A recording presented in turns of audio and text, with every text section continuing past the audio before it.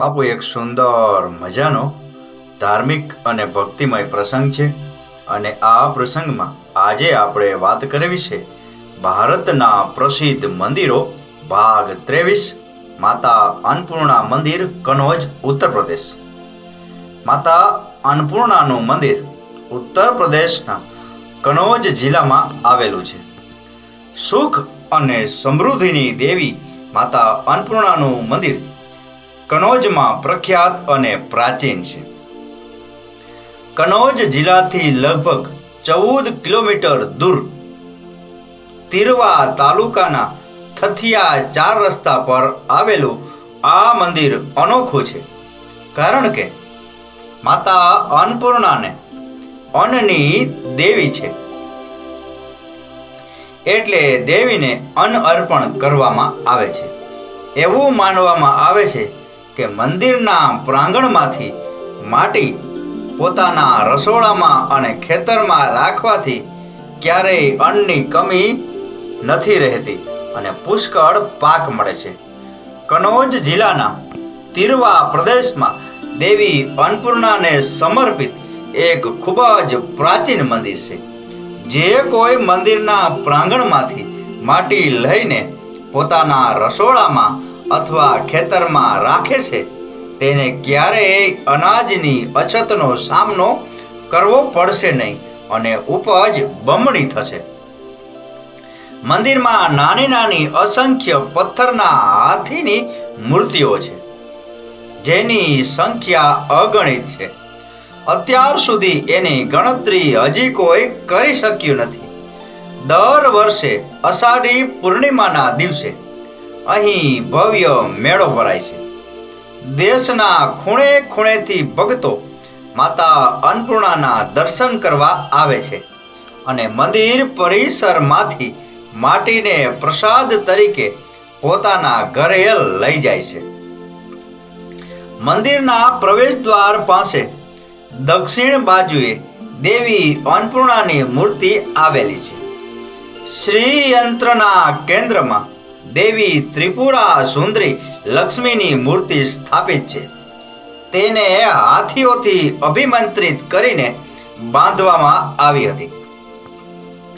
મંદિરની નીચે હાથીઓની શૃંખલા 3 દિશામાં ચાલે છે. મંદિરની પ્રાચીનતાનો અંદાજ કલાકૃતિ દ્વારા લગાવી શકાય છે. મંદિરના બાહ્ય ભાગમાં નાના પથ્થરના હાથીઓની શૃંખલા મૂકવામાં આવી છે. ભક્તો માને છે કે આ હાથીઓ મંદિરની સુરક્ષામાં રોકાયેલા છે. આ હાથીઓની બીજી એક નોંધપાત્ર વિશેષતા એ છે કે કોઈ પણ તેમને સચોટ રીતે ગણી શક્યું નથી. ગમે તેટલી વાર ગણાય, ગણતરી હંમેશા વધઘટ થતી રહે છે. દર વર્ષે ગુરુ પૂર્ણિમાના દિવસે અહીં એક ભવ્ય મેળો ભરાય છે.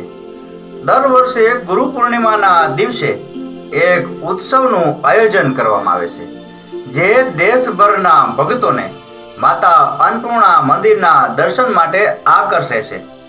ભક્તો માતા અન્નપૂર્ણા મંદિરની અવિસ્મરણીય કારીગરીથી મંત્રમુગ્ધ થઈ જાય છે. હાથીઓથી લઈ મંદિરના પાયાની શિલ્પકૃતિ સુધી માતા દેવીના મંદિરથી ભક્તો 5 મંદિરોની મુલાકાત લેવા આગળ વધે છે. આ મંદિર 16મી સદીમાં રાજા પ્રીતમસિંહ દ્વારા બનાવવામાં આવ્યું હતું. તે સમયે ફક્ત રાજવી પરિવાર જ અહીં પૂજા કરતો હતો. તિરવાના રાજા પ્રીતમસિંહ દર વર્ષે નવરાત્રી દરમિયાન કાશી શહેર વારાણસીમાં અન્નપૂર્ણા દેવીના દર્શન કરવા જતા હતા.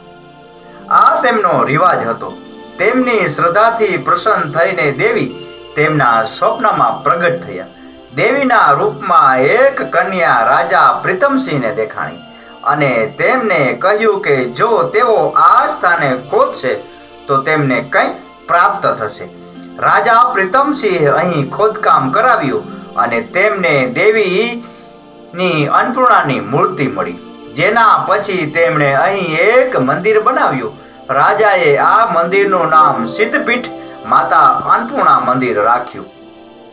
તે સમયે ફક્ત રાજવી પરિવારને જ અહીં પૂજા કરવાની મંજૂરી હતું, પરંતુ ધીમે ધીમે સમય જતા દરેકને દેવીના દર્શન કરવાની મંજૂરી આપવામાં આવી. અત્યારે બધા ભક્તો માટે આ મંદિરમાં પૂજા અને દર્શન કરવાની છૂટ છે. બાબુ ક્યારેય ઉત્તર પ્રદેશ બાજુ જવાનું થાય અને સમય હોય તો આ કનોજ જિલ્લામાં આવેલા આ અન્નપૂર્ણા માતાજીના મંદિરની મુલાકાત લઈ અન્નપૂર્ણા માતાજીના દર્શન કરી જીવનને ધન્ય કરજો.